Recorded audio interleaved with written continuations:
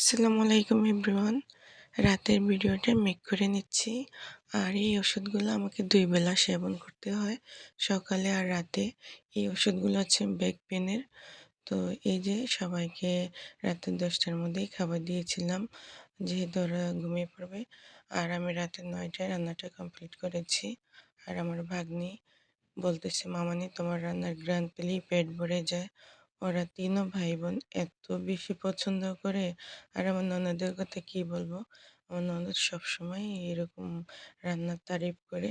আর খেয়েও অনেক তৃপ্তি পেয়েছে। বলল যে, "অনেকদিন পর এমন ধুমাওটা ভাত খেয়েছি। খেয়ে অনেক তৃপ্তি পেয়েছি।"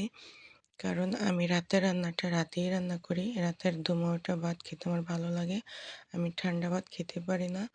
আর এই যে দুপুরের রান্নাটা দুপুরেই কমপ্লিট করি। আর রাতের রান্নাটা আমি দুপুরেই গুছিয়ে রাখি।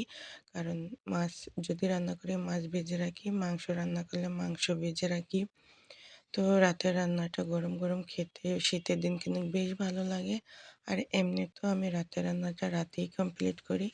তো আমার হাসব্যান্ডও একদম ধোঁয়া ওঠা ভাত, গরম, গরম খাবার খেতে পছন্দ করে। আর খাবার গরম দিলে টেস্ট থাকে না, তাই রাতেই রান্না করি। তো ভালো থাকবেন সবাই।